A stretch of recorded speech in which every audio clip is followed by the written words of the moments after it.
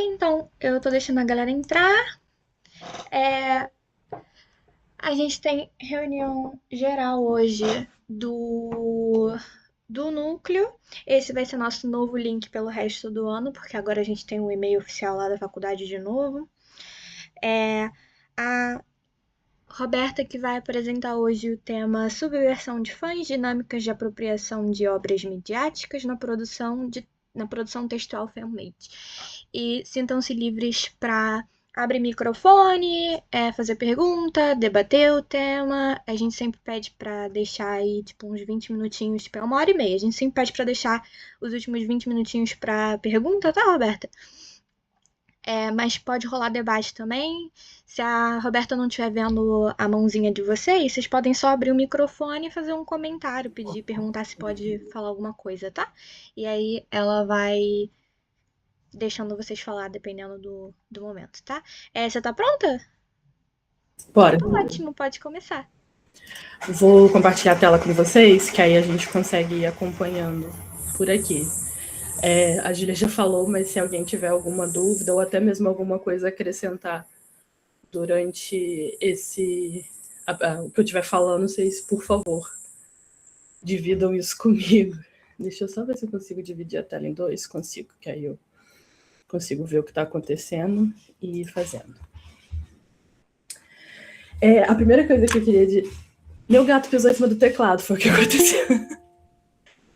A primeira coisa que eu queria começar falando é que esse trabalho eu ia apresentar no Intercom. Não consegui por questões de saúde, então... E aí eu eu quis alterar algumas coisas dele. Então, se alguma coisa não estiver fazendo sentido para vocês, por favor, perguntem, por favor, me interrompam, porque ele foi um projetinho assim que eu alterei hoje ainda com a internet caindo. Só para me apresentar rapidinho, eu não queria que tivesse esses efeitos, mas já que tem, vamos embora. Meu nome é Roberta Garcia, assim que vocês vão me encontrar no Lattes, mas eu sou conhecida na internet, dentro dos limites de ser conhecida, como Rampini, justamente porque Rampini era o sobrenome que eu... e depois o sobrenome com o qual eu jogo RPG, o nome com o qual eu jogo RPG. Para me apresentar rapidinho, eu fiz graduação em publicidade, fiz técnico em design, hoje em dia trabalho com isso e depois de um tempo eu fiz mestrado em comunicação. E aí, como que surgiu esse tema dentro das minhas pesquisas, né? Já na iniciação científica e no TCC, como eu disse, eu fiz publicidade. Eu comecei a iniciação científica, ou seja, eu comecei na pesquisa acadêmica, imaginando, eu já pesquisava cultura de fãs nessa época, eu imaginava que quem detinha o controle do que vai ser uma obra, para qual caminho essa obra vai, o que vai ser decidido, era justamente os donos da marca. Então, os autores, os produtores. Eu tinha muito essa ideia na cabeça, que é uma ideia até publicitária, assim, né? Você imaginar, não, quem que é o dono disso aqui? O dono é quem decide, é o diretor do filme, é o autor do livro. É essa pessoa que decide. E conforme eu fui estudando cultura de fãs, eu percebi que não era muito bem assim. E aí, no mestrado, eu já chego com essa hipótese. Ela não necessariamente se concretizou, até porque é uma hipótese muito grande para eu concluir isso de fato. Deixo até o aviso aqui que quando eu disser isso, ainda é uma análise muito minha, não comprovada. Mas no mestrado eu já chego com essa ideia na cabeça que os fãs não necessariamente são mais controlados pela marca, parte ali da marca, mas eles são até mais fortes do que quem decide as coisas da marca em si. Porque eu via e vejo diversos momentos em que um fã organizado, um fã que viraliza, alguma coisa do tipo, acabava mudando a forma com que aquela obra em si era divulgada, ou então o caminho em obras abertas, como séries, novelas e etc. E aí eu começo a estudar na iniciação científica e depois no mestrado, alguns autores que vão falar bastante sobre essa dinâmica de disputa de força mesmo. No mestrado eu falava sobre pirataria.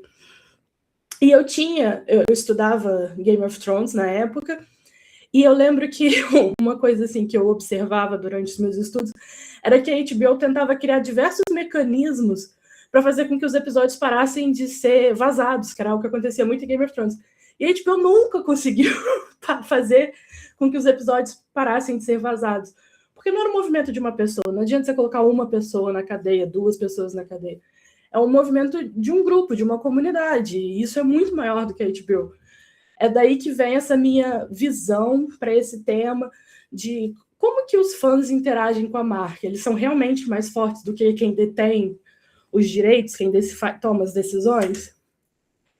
Aqui eu queria ter um aviso, que é, esse tema, ele vai em algum momento chegar na parte de texto textual mesmo, escrito.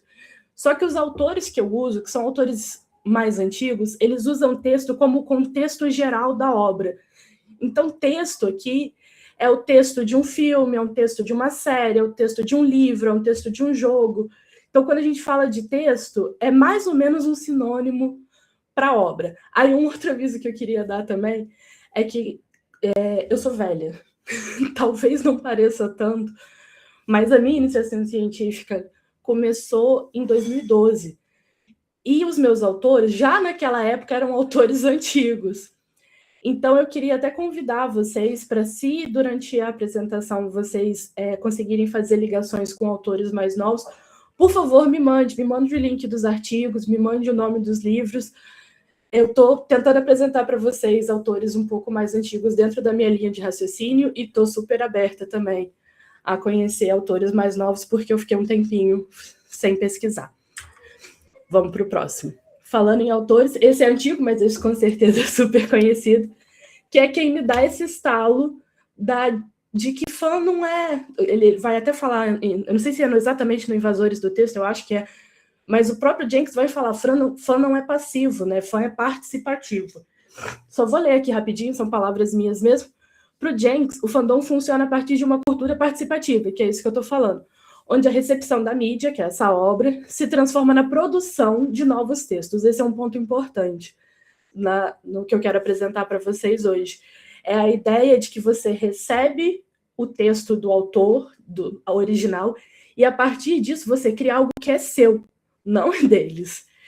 E aí, continuando, os fãs agem sobre o texto, nesse sentido aqui, eles põem uma ação sobre o texto, eles vão né, se colocam em cima do texto, de mais ou menos uma frase horrível, mas dá para entender. E isso faz com que eles possam resolver lacunas narrativas, ou seja, uma teoria que um fã cria para explicar algo que o autor não se deu ao trabalho de explicar. Eles possam explorar diversidade que são subestimadas. Então, você tem uma história que você ama, que você adora, e ali tinha um personagem que super caberia ser um personagem trans. E aí não vai rolar, porque a emissora não vai pôr na televisão um personagem trans nesse horário, nesse dia, naquele ano. E aí os fãs, a partir dos próprios textos que eles vão criar, eles podem suprir essa necessidade de diversidade, se ver de alguma forma a partir do que ele mesmo está criando. Continuando, os fãs vão reescrever as histórias para que essas, ou seja, as histórias, reflitam melhor seus interesses e valores sociais, que é o que eu estava dizendo. Ainda para o Jenkins, eu quero falar um pouquinho sobre a escolha dele para o título do livro. Porque quando eu estava separando o que eu ia falar do Jenkins, o Invasores do Texto me pareceu óbvio, porque é justamente o que eu falo. Essa ideia de que o texto está sendo invadido. É interessante a gente perceber, nessa linha de raciocínio, que os fãs eles não pedem permissão, é uma invasão. Eles não estão esperando que alguém permita que eles façam aquilo, que alguém convide eles para fazer isso. É uma invasão. E esse termo, o próprio Jenkins vai buscar em outro teórico, que é o Michel Certeau. E o Michel Certeau, ele descreve a leitura como uma incursão não autorizada na reserva literária alheia. Ou seja, alguém escreveu algo, aquilo é desse alguém. E a partir do momento que você escolhe ler, mesmo que essa pessoa tenha escolhido divulgar o que ela escreveu, a sua leitura, ela não vai ser o que o autor espera. Ela vai ser o que você quer que aconteça. Ele até diz, onde o leitor leva dali, daquele texto, né, apenas o que é útil e prazeroso para ele, que é justamente o que a gente faz quando a gente faz produção fan-made. A gente olha para um universo, a gente olha para um texto, para uma obra, e pensa, isso eu quero, isso eu não quero, e eu quero que seja assim, porque isso vai ser prazeroso para mim. Ele até faz uma analogia, e esse é o Jenkins fazendo uma analogia a partir do Sertor, em que ele vai falar, os produtores de mídia são vistos como os proprietários da terra, que vão tentar ditar o sentido daquela obra. Ah, eu escrevi nisso pensando aquilo, eu escrevi aquilo pensando nisso. Enquanto os fãs são nômades que invadem essas terras para minerar recurso para si e criar algo novo. De novo, essa ideia de que eles estão fazendo algo para eles mesmos, eles não estão interessados nas intenções do autor, e a partir daí estão criando alguma coisa mais nova. Aí ele vai continuar falando do Sertor, vai falar sobre marginalidade cultural, sobre fraqueza social, que é justamente nesses espaços em que muitos autores, que muitos produtores de produção fan-made vão se colocar para desafiar esse sistema. Aí, só lendo rapidinho, é justamente esse lugar de minoria que pode ser motivador para a criação do fã. Se a obra original não mostra a diversidade na qual esse fã se vê, como uma diversidade de gênero, sexualidade, idade, cor, usando apenas o que lhe interessa, de novo, aquela ideia de que ele olha para o texto e pega o que importa e o que não importa ele descarta, o fã cria e também expõe o que é importante para o funcionamento do fandom, ele publica isso, ele coloca isso de alguma forma para as outras pessoas interagirem, lerem, e aí lembrando que quem está lendo também vai tirar as próprias interpretações, ele expõe textos que contemplem as suas vivências. Chegando à conclusão aqui, que não é uma conclusão minha, é do Jenkins, que o fã ele não é passivo, ele é participativo. Resumindo, voltando a algo que eu acho que eu até já disse hoje, o fã não pede licença, ele não espera um convite. O fã invade o texto, subverte a obra, se apropria dela e usa de acordo com o seu desejo. Agora eu tenho um autor ainda mais antigo, que é o Fisk, de 1992. Mas ele é importante para mim porque o Fisk é o primeiro que vai usar como palavra algo mais incisivo. Eu não lembro se a tradução é transgressor ou subversão. Eu acho que é subversão porque é o termo que eu costumo usar. Mas ele vai falar justamente sobre isso.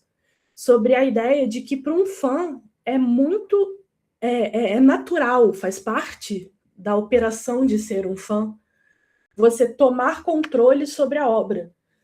É como se isso fosse comum a todos os fãs. Para você fazer parte dela, você precisa tomar o controle dela. Mais para frente a gente vai ver alguns tipos de fãs, não é do Fisk essa teoria, mas que vai encaixar com isso. Fazendo uma citação do próprio Fisk, ele vai dizer o seguinte: todos os públicos da cultura popular se envolvem, em diferentes graus, que é o que a gente vai ver daqui a pouco, em uma produtividade semiótica, ou seja, eles estão gerando sentido para aquilo. Então, a obra por si só, ela não basta. Ela precisa que o leitor leia e esse leitor vai gerar sentido a partir disso. Esse leitor vai produzir significado, e aí, de novo, a ideia de satisfação pessoal e prazeres relacionados à sua situação social, de novo, a ideia de que reflete o que ele vê necessidade a partir da sua diversidade, da sua posição social. E aí ele vai falar a partir dos produtos das indústrias culturais, que é o que a gente está chamando de texto aqui. No entanto, os fãs frequentemente transformam essa produtividade semiótica em alguma forma de produção textual. Ou seja, o que o Fisk está dizendo é que o que ele está chamando de fã, que esse termo ele muda de autor para autor, né?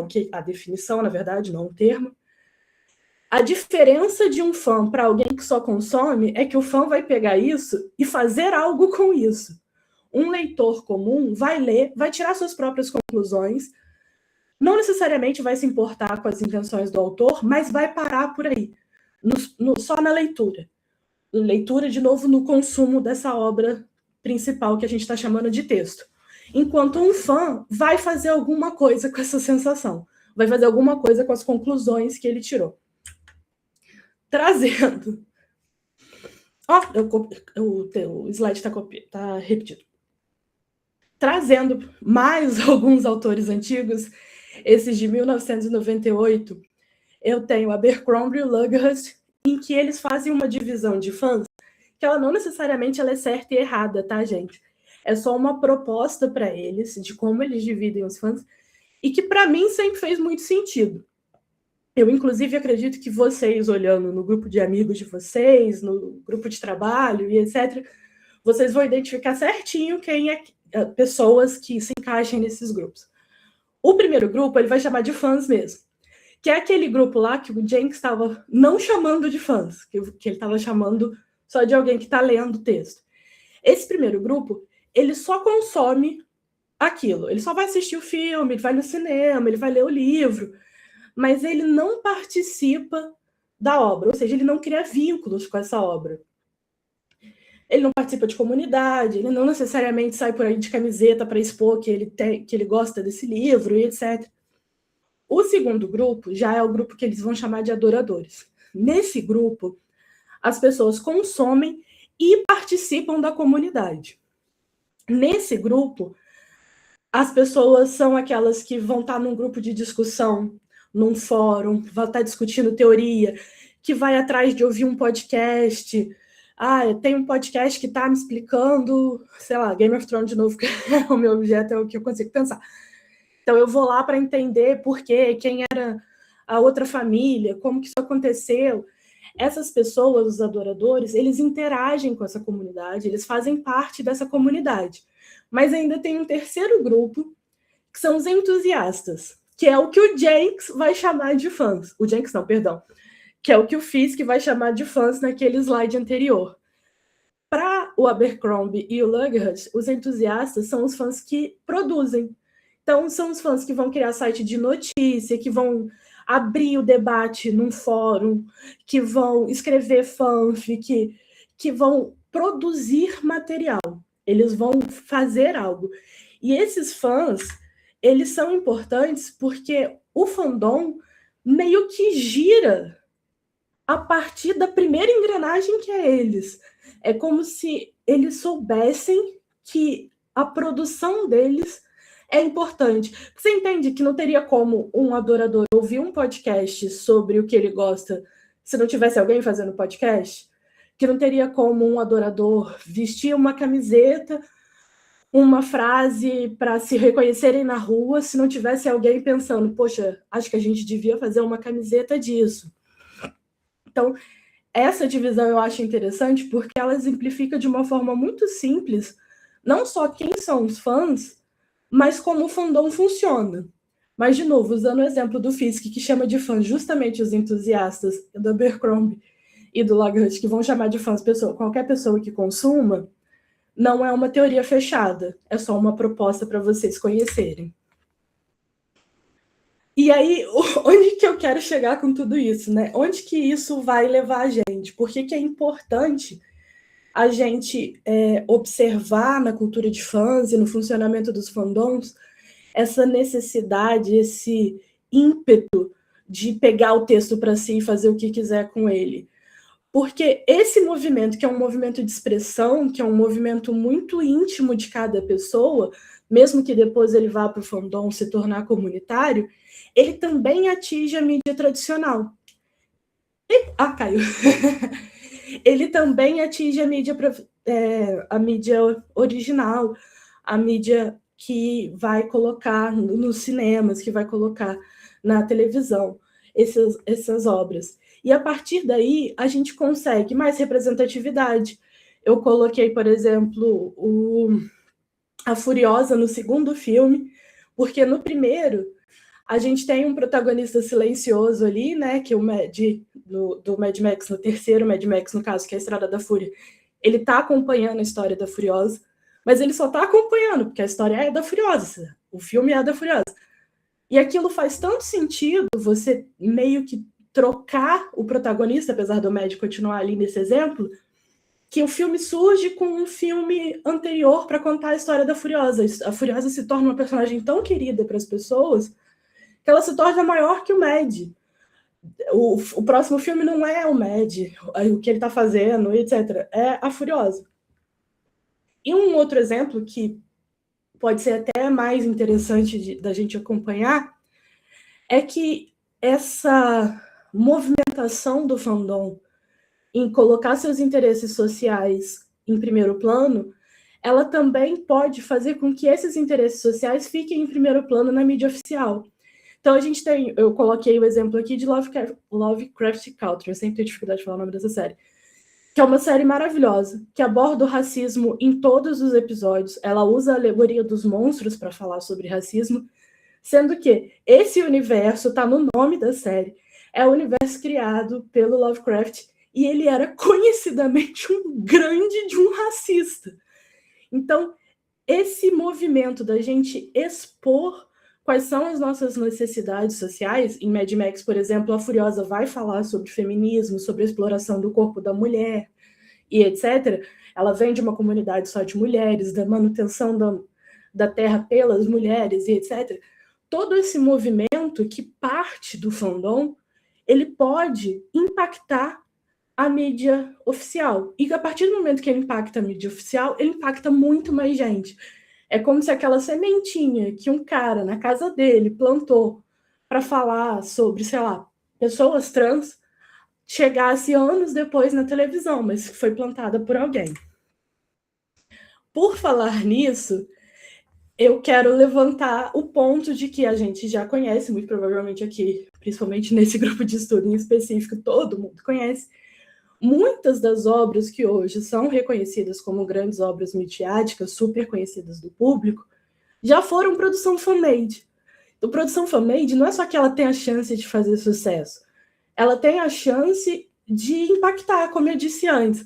Aí eu trouxe a brincadeira, né, de que essa grande teoria de que Crepúsculo foi inspirado nas músicas de My Chemical Romance, a autora já disse que foi, mas não necessariamente uma música específica, e mesmo assim, embaixo eu trago o exemplo de 50 Tons de Cinza, que esse, sim, é uma fanfic de Crepúsculo.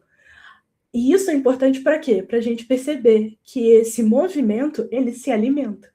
Ele é um ciclo em que uma coisa impacta a outra. Então, de novo, o exemplo, aquela pessoa sozinha na casa dela, que resolveu sentar e escrever pro A3, pro Wattpad, uma fanfic sobre pessoas trans, daqui a 10 anos isso pode impactar. É muito efeito borboleta e a gente consegue ver isso porque fãs são registradores.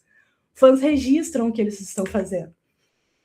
E aí a gente chega em um outro ponto importante da produção fan-made, e não partindo de texto, mas aqui mais dessa ideia de discussão, né, que é aquilo que a gente falou lá nos 3 exemplos de fãs do Abercrombie com Lagerhuster.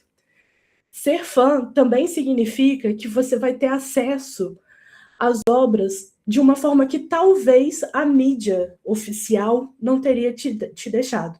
Por exemplo, Sailor Moon tinha um casal de personagens que seriam sáficas, e o SBT, ele editou tanto a dublagem quanto as cenas para que parecesse que elas eram primas, e por isso que elas são próximas. E além disso, eu tô chamando as duas de elas, porque normalmente a gente chama as Sailors pelo feminino, mas a personagem da Sailor Urano, ela também tem cenas e registros em que ela demonstra não ter gênero, ela demonstra não se importar, pelo menos, com o gênero que ela tem. E isso também é uma informação que não chegaria para as pessoas se não fosse o fandom, se não fosse a interação entre os fãs. Eu aqui no Brasil nunca saberia que no Japão passou cenas que aqui não passou. Ou então, às vezes, de forma até mais sutil, se não fosse a interação de fãs, a gente não conseguiria, por exemplo, ver todos os detalhes que tem em Matrix sobre ser uma pessoa transexual. Todas as dicas que as diretoras e autoras tinham nos dado naquela época, e hoje elas já se entendem como mulher trans. O movimento de fazer parte de um fandom, ele é importante e ele impacta a mídia tradicional. E esse impacto, de novo, é a minha teoria, é uma minha hipótese, não é uma teoria, na verdade. Ele é tão forte que eu chutaria dizer, eu me arriscaria, que ele é mais forte do que a própria mídia tradicional. Eu queria convidar vocês a, se vocês lembrarem de mais exemplos de fanservice, de fanon, de coisas que eram famosas no fandom e no fandom em geral, e que acabaram depois indo para mídia canônica, vocês dividam comigo. E, por enquanto, eu quero voltar aqui a 2 pontos em específico. O primeiro é o texto-texto, que eu prometi lá no começo.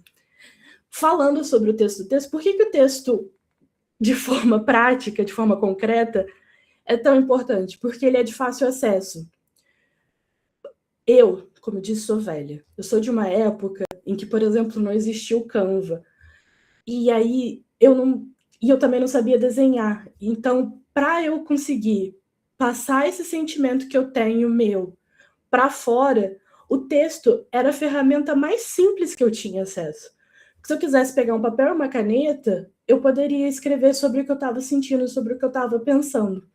E o texto se coloca nesse lugar em que depois a gente vai perceber, até pelos estudos do grupo, a fanfic sendo esse grande expoente.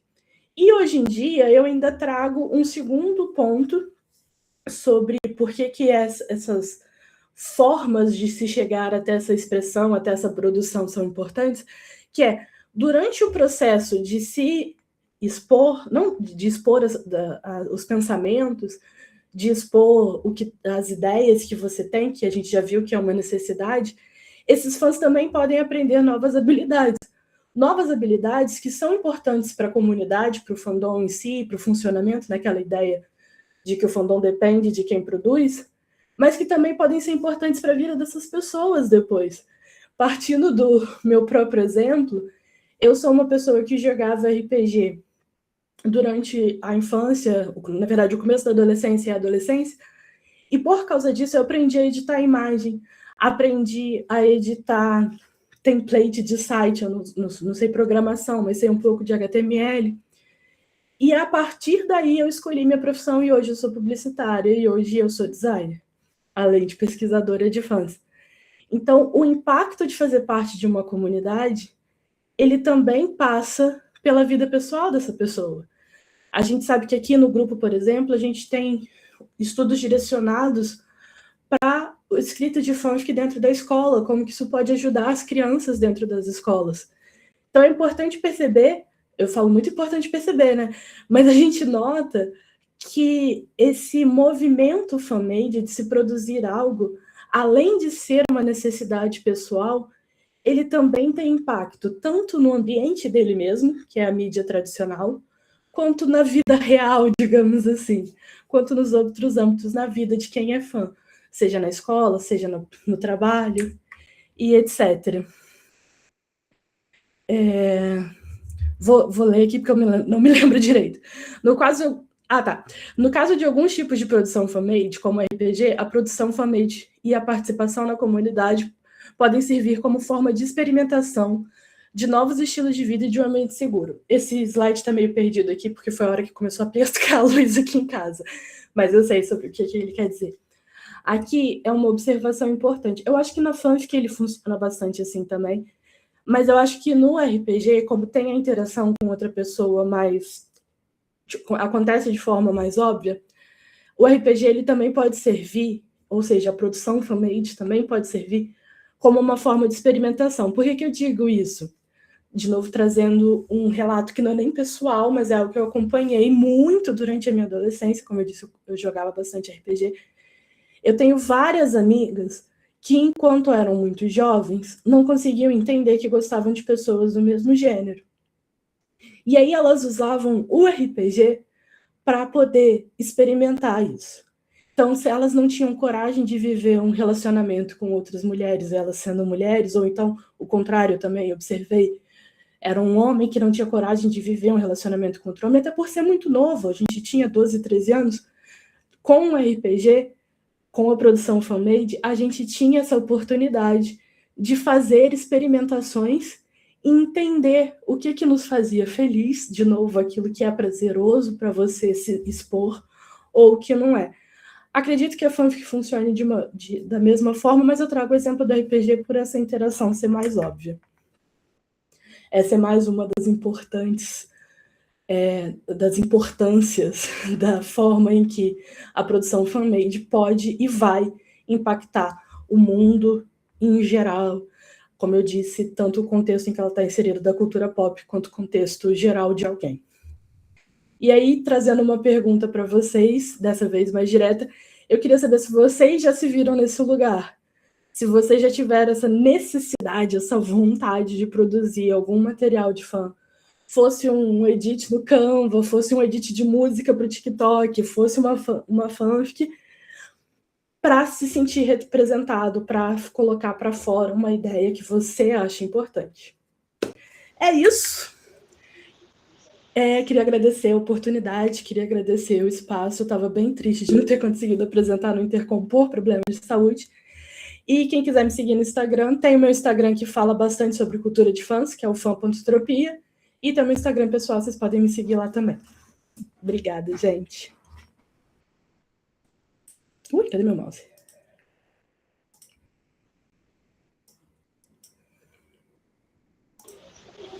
Pode falar, Sassá, pode falar. Dá para me ouvir bem? Dá. Ok. Eu acho muito interessante essa coisa do fã preencher lacunas, né, na obra oficial, na obra original ali.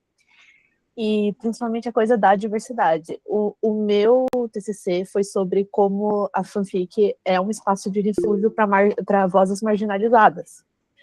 E eu, enquanto adolescente, acabei entrando no mundo do BL. E assim, é muito curioso, porque eu não era um homem gay. Eu não estava escrevendo sobre experiências pessoais diretas a respeito de ser um homem, especialmente cis, porque era um homem cis que eu escrevia, e gays, mas eu entendo que já era uma forma de eu estar experimentando o meu lado queer, né? Porque hoje eu me identifico como uma pessoa não binária, uma pessoa pansexual, e eu vejo que enquanto socializada como mulher, enquanto socializada no gênero feminino, eu não tinha outros espaços para poder estar explorando isso, né? E eu imagino que isso seja uma experiência muito comum, até com base nos próprios dados que eu recolhi para esse TCC mesmo. Eu ainda quero me aprofundar especificamente no porquê do BL para tantas pessoas socializadas como mulheres, porque é muito curioso, tem uma discrepância muito grande entre o BL e o GL nos sites de fanfic, né?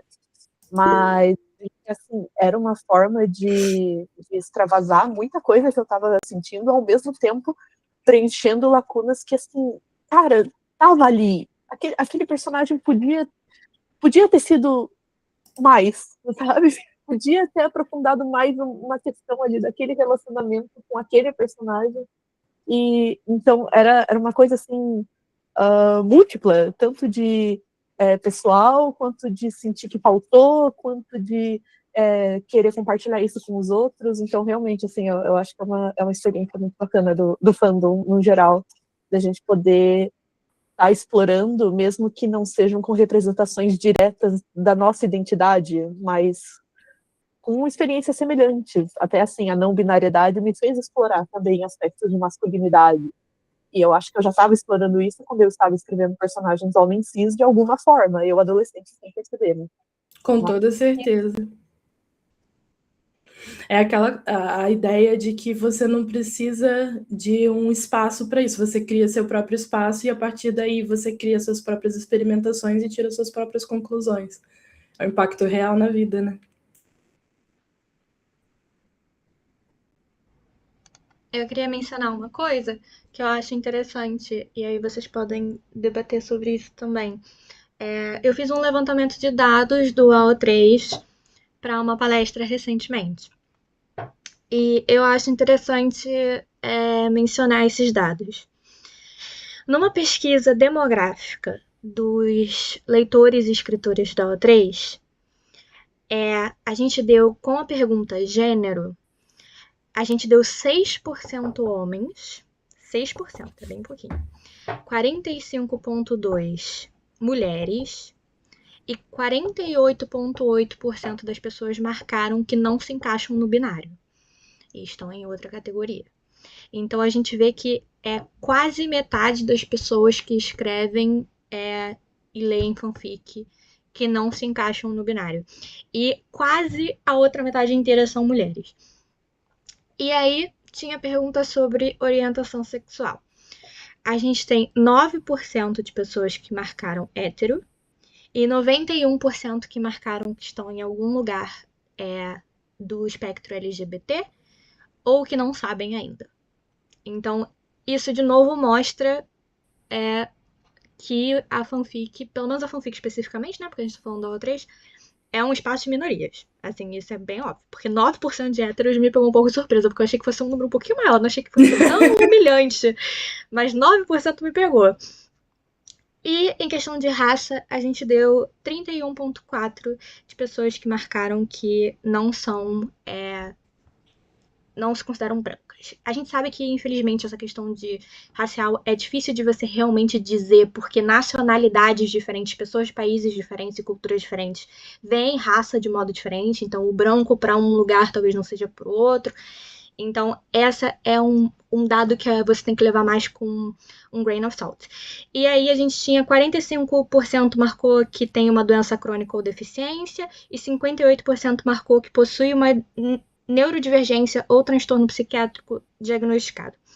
Eu achei essas informações muito valiosas, porque elas mostram pra gente quem realmente faz parte da nossa comunidade de fanworks, quem realmente faz o sistema rodar.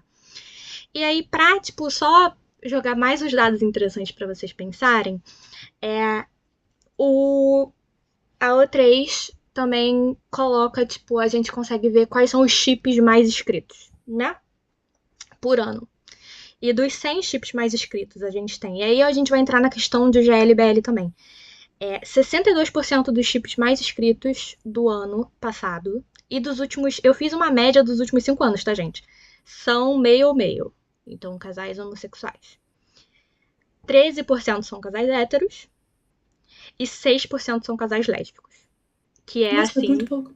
É muito pouco. E eu fiz isso com casais mencionados no Tumblr, casais escritos no O3 nos últimos 5 anos e consistentemente casais lésbicos marcaram com menos de 10% abaixo, ambos de héteros e homossexuais. E você ainda tem um grupão, que é o 19%, que são outros. Então, casais com pessoas que não se encaixam no binário ou casais que têm personagens que não são humanoides, portanto não podem ser encaixados nas nossas categorias de gênero. Então, alienígenas, robôs, etc. Então, pra você ver, ficou em último lugar nos últimos... Isso é a média dos últimos 5 anos da O3. E, pra finalizar, e aí vou deixar vocês conversarem, nos últimos 5 anos a gente teve uma média dos 100 casais mais inscritos, a gente caiu de 60 casais com 2 pessoas brancas para 25, então a gente caiu muito. Casais com 2 pessoas POC, né, People of Color, cresceu de 25 para 55, isso é só nos últimos 5 anos.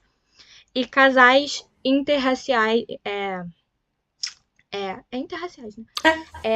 Ficou no meio, não cresceu nem ficou na vertente de 20 e poucos. Eu tenho até aqui, se vocês conseguem meio que ver. Ai, não dá pra ver, né? A gente acredita em você.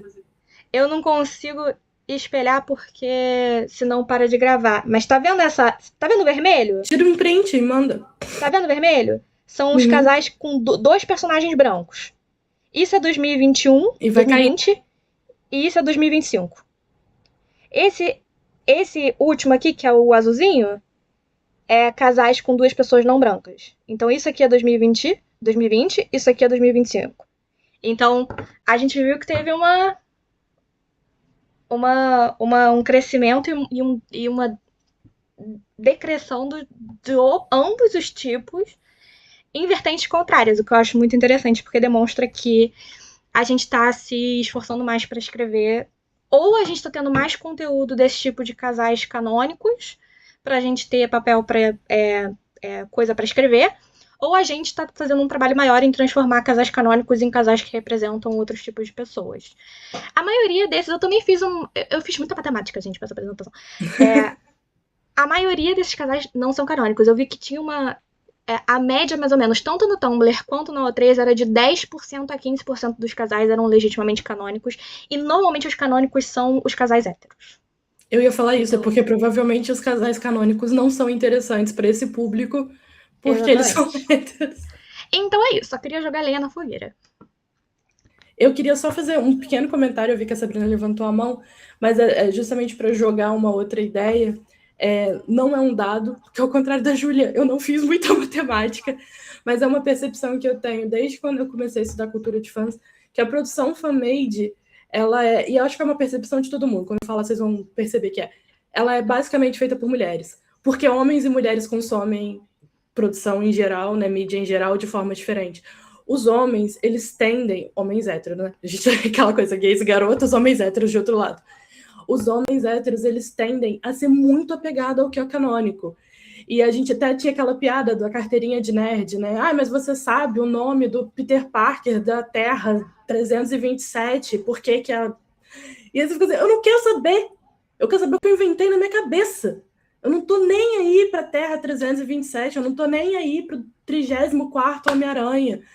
E a impressão que a gente tem é essa, né? Quando a gente olha para o público nerd em geral, para quem consome cultura pop em geral, que os homens hétero, padrão e etc., eles são muito apegados a informações canônicas, enquanto as mulheres são a grande maioria, a imensa maioria, na produção fan-made. É uma diferença que nos separa, graças a Deus. A gente não fica apegado ao que nos é contado e seguir regrinhas. A gente vai para o lado de, tipo, não, eu quero me expressar, é assim que funciona. Até pela necessidade de expressar diversidade, porque a gente não enxerga diversidade nesses locais, né? Acho que a Sabrina levantou a mão, era só um pequeno comentário. E o que eu quero falar tem tudo a ver com isso, de fato. Porque aqui no Núcleo eu tô aí fazendo pesquisa e preparando para escrever um artigo, né? E o artigo é sobre essa discrepância do BL e do GL. E um dos dados que eu quero trazer é uma questão meramente estatística. Porque quais são as obras que tem mais fanfic, por exemplo, no AO3, né? No AO3. Lá no Top Ship tem Supernatural. E daí eu fui ver no IMDb e os 10 personagens que mais aparecem, que assim, tem a quantidade de episódios que eles aparecem bem certinho, desses 10, duas personagens são mulheres. Duas. E daí você vê isso se repetindo em várias obras dessas mais famosas. Tipo, do Sherlock, da série, né, pelo menos, 6 são homens, 4 são mulheres. Do Teen Wolf, 6 são homens, 4 são mulheres. Harry Potter é difícil compilar bem certinho esse dado, mas eu peguei, por exemplo, quais são os personagens que aparecem em todos os livros, quais são recorrentes em todos eles. E dos 31 personagens que sempre alguém no Reddit listou. É sempre alguém com muita vontade. Sim, 20 são homens e 11 são mulheres. Então, assim, a gente vê que tem uma discrepância numérica muito grande. Tem uma subrepresentatividade de personagens femininas muito grande. Então, eu acho que um pouco é óbvio que vai ter mais fanfics com personagens masculinos. Você não tá vendo as femininas. Você não tá vendo as personagens femininas de forma significante para poder tá movimentando o fandom nesse nível, sabe? Então, eu acho que a questão até realmente da subrepresentatividade feminina acaba impactando também nesses dados estatísticos de produção aí de muito BL. Comentando o que a Sabrina tá falando, eu assisto Supernatural desde que eu existo, basicamente, foi a primeira série que eu comecei a assistir, e eu parei para pensar nesse exato momento que eu acho que eu não sei o nome de 2 personagens femininas, porque na minha cabeça só vem a Ruby e a mãe do Crowley, que eu nem lembro o nome dela. E tem, 300 temporadas com aquela mulher. É realmente muito complicado isso. Tem a Joe e a mãe dela. A mãe dela parece mais que ela, eu acho. Tem a detetive delegada. Ela tá de Aham. cabelo. Mas eu não sei o nome das pessoas. Gente, lembranças disso. E a segunda coisa que eu queria comentar é que quando a gente compara pesquisas, mesmo, por exemplo, pesquisa de quem é a protagonista, o número de protagonistas femininas tem aumentado ao longo dos anos. Apesar de não ser a pessoa da matemática, eu quis atualizar esse número esse ano, peguei, na verdade, do ano passado, né? Peguei os filmes de 2025, as 100 maiores bilheterias, porque, se eu não me engano, a gente tinha os números de 2024 ou 2023, porque outra pessoa fez essa pesquisa. Mesmo nesses momentos, não necessariamente essa protagonista tem tempo de tela. Se você procurar, você vai ver pesquisas que mostram o tempo de tela de mulheres nos próprios filmes. Eu lembro que muito antigamente, de novo, eu sou velha, tinha uma pesquisa que mostrava o tempo de fala, quanto de discurso, de diálogo, tinham as princesas da Disney nos próprios filmes. E era uma coisa absurda, como se elas não abrissem a boca, assim. Você via que elas, tipo, o filme tem, sei lá, 1h30, e dela falando tinha, tipo, 1 minuto e meio, 2 minutos. Tem o Battle Test. Então, eu também. ia falar bem isso. Exatamente. Sobre o que elas conversam ainda, né? Se tem pelo menos 2 mulheres, se elas conversam entre si e se essa conversa é sobre alguma coisa que não seja outro personagem homem da história. Exatamente. Então, quando a gente compara todas essas pesquisas, a gente vai chegando no mesmo lugar. A gente tem um problema aí. Mas é interessante que se a gente olhar os números que eu peguei da O3, a gente tem uma maioridade de mulheres e LGBTs na comunidade, mas a gente escreve mais sobre a minoria, que são os homens. Mesma coisa com a questão racial, se a gente considerar, né, tipo, a face value, a gente tem uma maioridade branca, e a gente fez um movimento agora que a gente está escrevendo mais sobre pessoas não brancas. Então, acho que é interessante, tipo, acho que nada, assim, a questão de dados é que eles são números, mas eles não são exatos. Você precisa interpretar eles com lentes diferentes. Porque a gente nunca realmente vai saber a motivação de milhares de pessoas pra gente realmente ter uma noção do que é real e o que não é nesses dados. Mas a gente tem, assim, guesses informados, né? Tipo chutes informados. E, assim, eu acho que é muito interessante, porque a gente tá falando de uma comunidade. Fanfic, fanworks no geral, fandom, como a gente conhece hoje, não fandom superficial, fandom. Não fandom no sentido de fãs consumidores de cultura pop, mas fandom no sentido de pessoas que estão na roda, na comunidade, produzindo ou consumindo produção de fã, participando da discussão online, essas coisas. Esse tipo de fandom, ele nasceu e cresceu com movimentos feministas e movimentos LGBTs. Né, lá nos anos 80 e 90. Então, assim, fandom, como a gente conhece, começou com mulheres nos anos 60, né? Fãs de Star Trek. Então, é interessante de se pensar como que a gente representa a nossa própria comunidade, de certa forma. Né? Em teoria. Alguém mais quer falar, gente? Vocês podem falar, né? Não tem problema. Eu ia fazer um comentário que eu consumo muito woman, né? Desde também que eu me entendo por gente.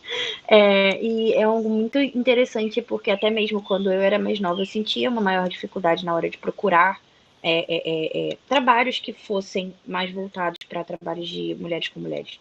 E isso é muito interessante porque o que fez estourar na época que eu era adolescente foi o Fifth Harmony.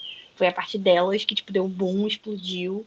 E surgiu muito mais obras dentro, tanto de, assim, gente, primórdios. Eu consumia coisas no Facebook, consegui consumir coisas no Orkut, também no Wattpad. Então, é muito interessante ver, e eu até venho nessa conjectura que a Ju falou, né, de que a gente vem só por pensar, né, e talvez essa identificação e talvez essa identificação até da maior parte do público com mail é pela questão de você poder modificar ele para o que você não vê no dia a dia.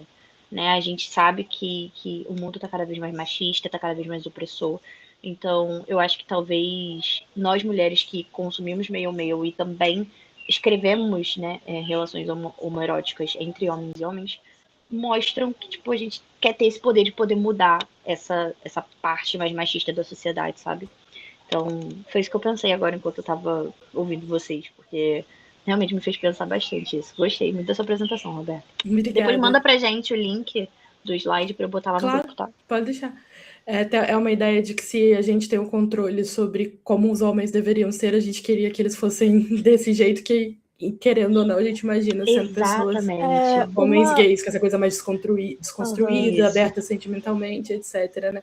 Rapidinho, Sabrina, eu sei que você quer falar, só para concluir a minha linha de raciocínio e dividir com vocês, o que a Júlia falou, de que quando a gente percebe que as pessoas elas estão realmente produzindo mais diversidade a partir dos números que a Júlia levantou, a gente consegue linkar isso com a minha apresentação, que é a ideia de que se a gente tem esse fandom, como a Júlia disse, que é o fandom que move as coisas, que cria as coisas, que na apresentação eu vou colocar como entusiastas a partir da divisão do Abercrombie e do Loggers, a gente pode chegar à conclusão de que essa movimentação de impacto na mídia tradicional e que vai impactando primeiro os nossos espaços para depois ir chegando em outros lugares, ela está sendo feita muito com mulheres, que aí a gente retorna para a ideia de que o fandom ele foi criado por mulheres, ele é movido por mulheres, e que muito provavelmente a indústria cultural, ainda que seja machista, ainda que não dê nem espaço de fala para personagem que seja, ela, de certa forma, é impactada também por um grande número de mulheres, porque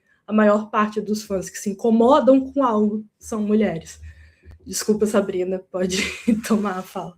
Não, eu acabei perdendo a linha de raciocínio, mas é muito... não tem problema. É muito bacana isso, porque realmente essa subrepresentatividade de personagens femininas relevantes, e não só de personagens femininas, mas de personagens racializadas, de alguma forma, né? E ver com os dados que ai, não lembro seu nome, desculpa. Que você pesquisou sobre a diferença de uns anos para cá, sobre como tem subido. Júlia, isso, obrigada. Eu estava com Juliana na cabeça, fiquei...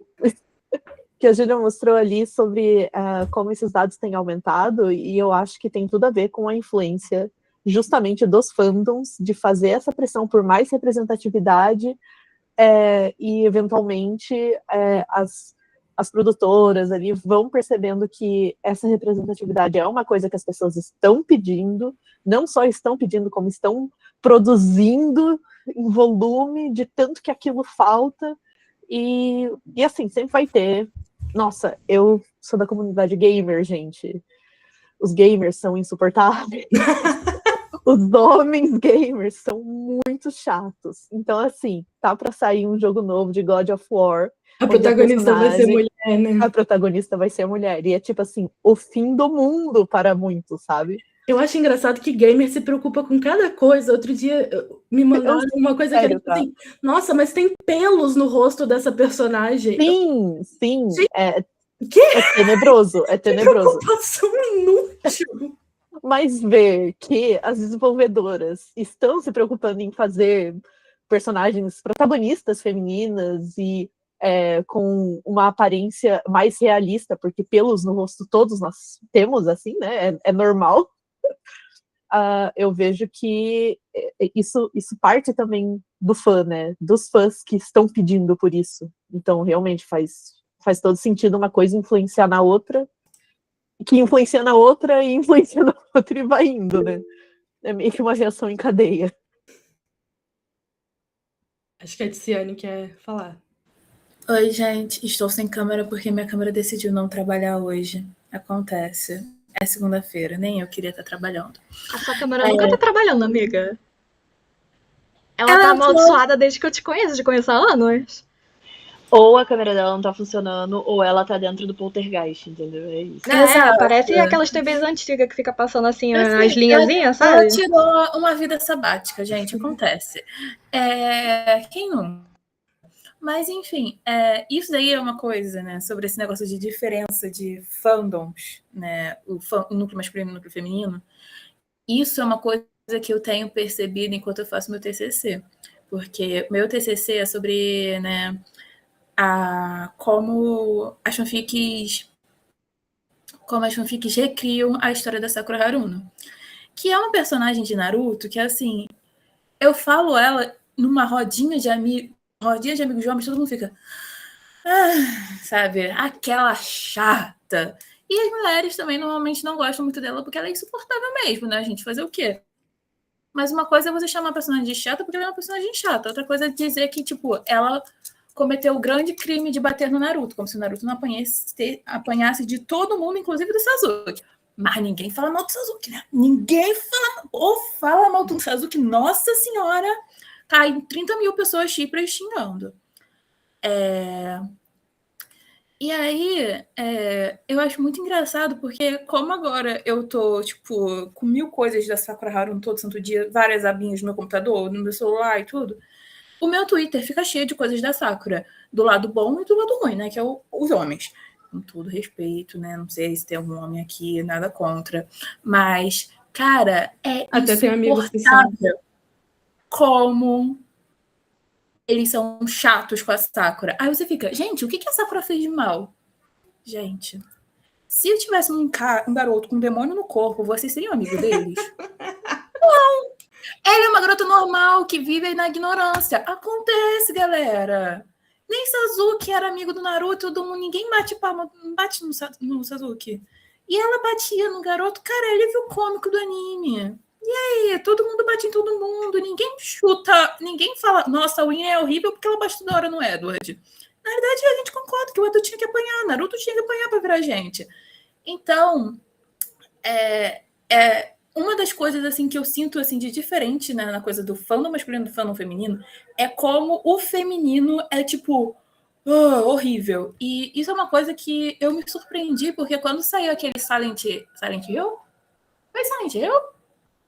Não sei, mas teve um que teve protagonismo feminino. E, cara, apesar de ter tido umas coisas, eu senti que não foi tão ruim. Eu estava esperando uma coisa muito ruim, uma coisa pior. Eu não sei qual era exatamente.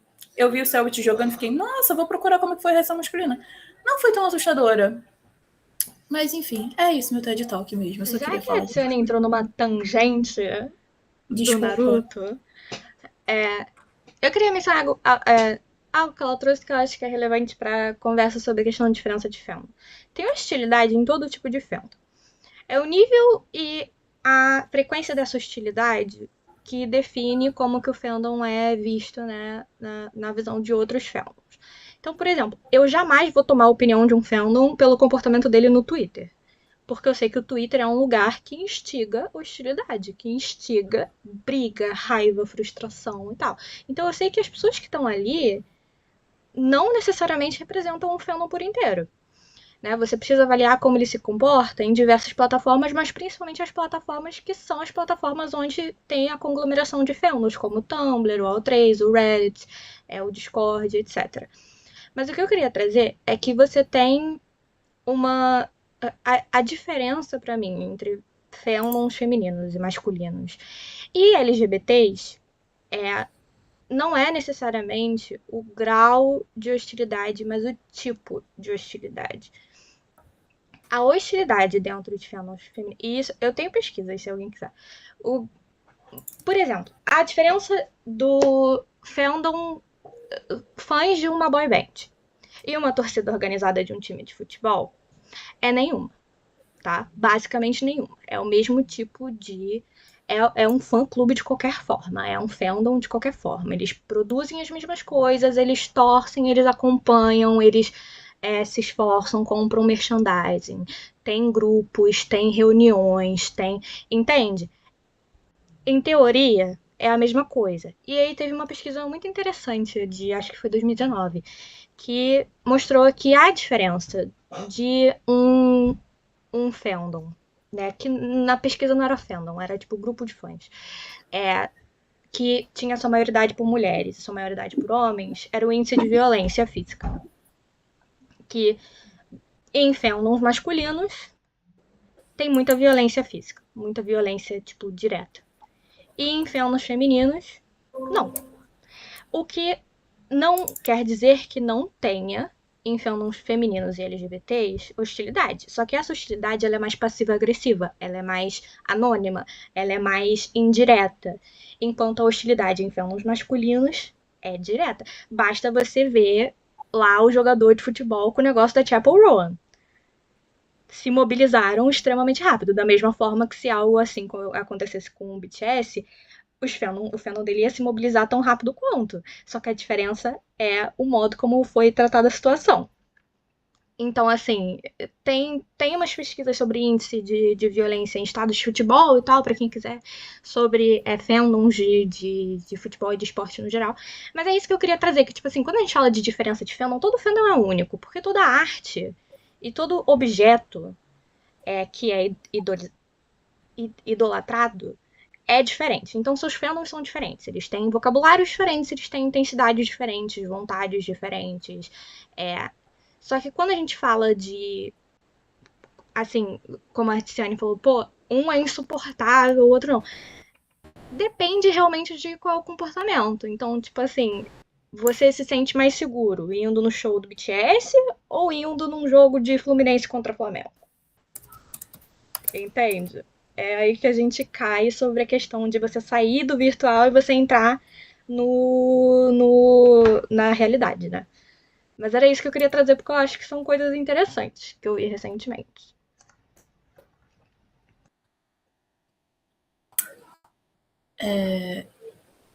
Pode falar, Letícia. Eu não sei o que eu ia falar, eu esqueci. Eu descobri agora que o microfone estava ligado. Não, eu ia falar que eu achei engraçado você falando que eu odeio tudo igualmente. Mas, cara, é verdade isso. Tipo, e eu percebo muito essa intensidade, porque o meu noivo consome muito futebol. Então, tipo, eu tô no limbo aí entre o que eu consumo, né, desde sempre, que é a comunidade LGBT, que é livros, que é tudo relacionado a isso, que é o oposto do que ele consome. Então, tipo, eu vou percebendo as diferenças, sabe? Tipo, de como realmente eles tratam. Essa parada da Chappell Roan, inclusive, assim, ele não tava muito por dentro, não, tá? Eu só fiquei por dentro porque é uma cantora pop, é uma diva pop, né? Então, tipo, cara, foi impressionante ver a galera que eu conheço, que é mais pro lado de gostar de futebol, reclamando horrores, como se tivesse sido um crime que ela tivesse cometido com a menina, e sem apurar a fundo o que aconteceu. Então, é muito, assim, explícito que a gente expressa a nossa idolatria de forma diferente. As coisas que a gente gosta, a gente expressa de forma diferente. Só que a gente se mobiliza da mesma forma. Dá pra ver. Quando a gente tá com raiva, a gente fala que tá com raiva, a gente faz aquela coisa acontecer. Quando a gente gosta muito daquela coisa, a gente faz aquela coisa acontecer pra fazer pro bem ou pro mal. Então, enfim, só achei bem interessante esse comentário.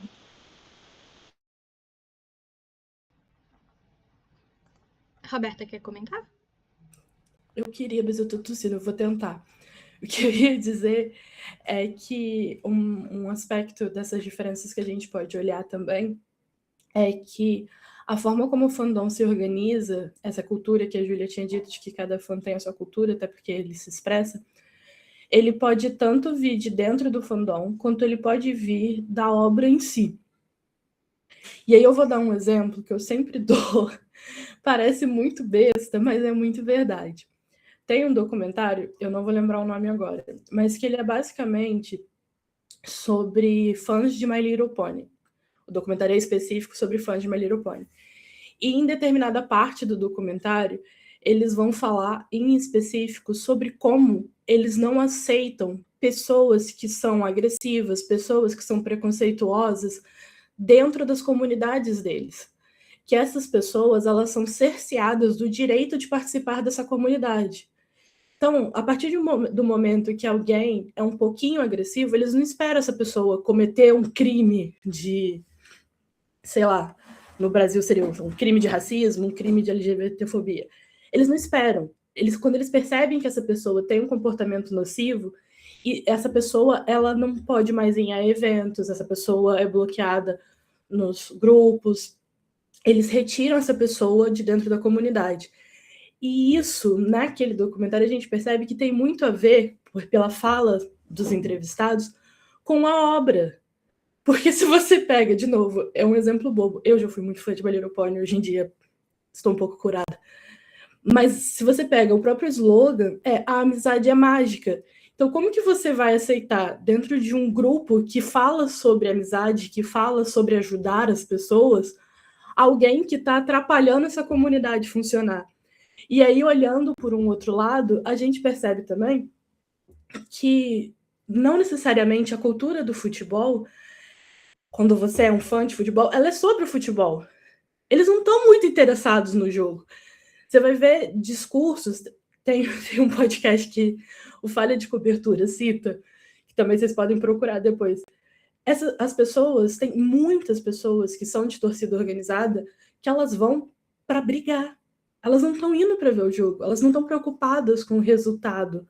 My Little Pony, o desenho e os bonequinhos, que eles tinham bastante bonequinhos também. Essas pessoas, elas não estão preocupadas com se o jogo ficou 7-0, se o jogo ficou 1-1. Essas pessoas, elas estão indo lá para bater nas outras. Então, assim, a cultura do fandom onde você está inserido, o que aquilo está te dizendo, qual a história que aquilo está te contando, também influencia nas pessoas que estão sendo...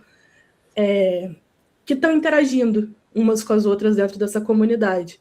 É um lugar interessante para a gente olhar assim, que às vezes a obra diz muito. Igual, por exemplo, eu por muitos anos